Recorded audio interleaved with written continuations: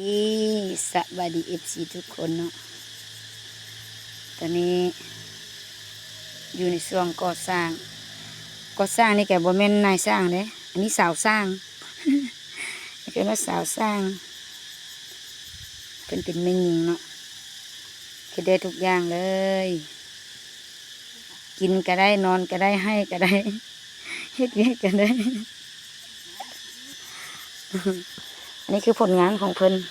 ผู้ใดต้องการนายสร้างบอกเด้อสาวสร้างสะดอกนี่ผลงานของเพิ่นก็โอ้งามเบิ่งธรรมดาเด้แหน่เป็นแหน่เด้ ผลงานของเพิ่นเฮ็ดงานให้หลานอยู่ได้บ่ธรรมดาได้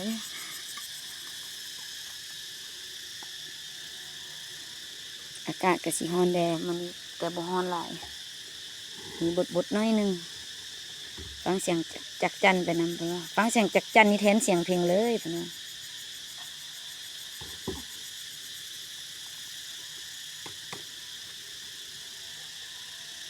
ชีวิตเพิ่นว่าเป็นผู้หญิงก็บ่ได้ว่าสิเพิ่งพาผู้ชายหลายเพิ่นว่า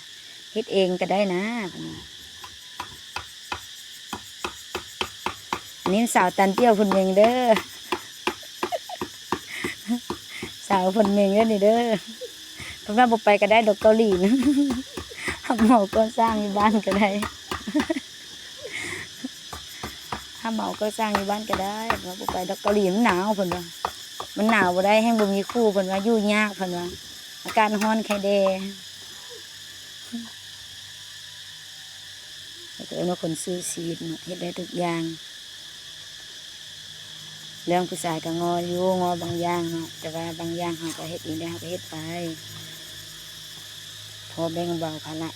ผู้ใดได้เราเป็นเมียนี่สบายเลยเฮือนนี่บ่ต้องจ้างให้เราเฮ็ดเองผัวเป็นผู้ผสมปูน เมียเป็นผู้ก่อ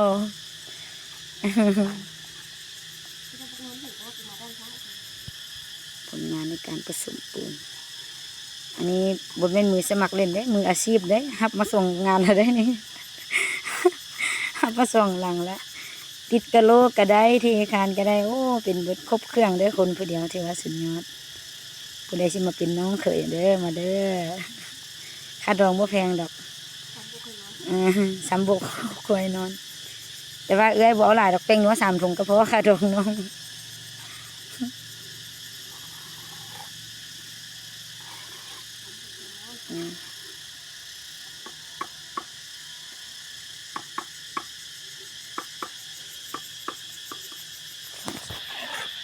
ฟังเสียงจักจั่นเนาะจักจั่นก็หลายช่วงสงกรานต์นี่จักจั่นถือว่าเสียวสะ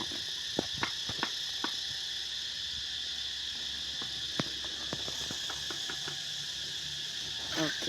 ขอบใจทุกคนที่ติดตามเด้อกดไลค์กดแชร์ให้ผู้สาวคนหนึ่งตามเกี่ยว สาวสร้างได้บ่แม่นนายสร้างสาวสร้าง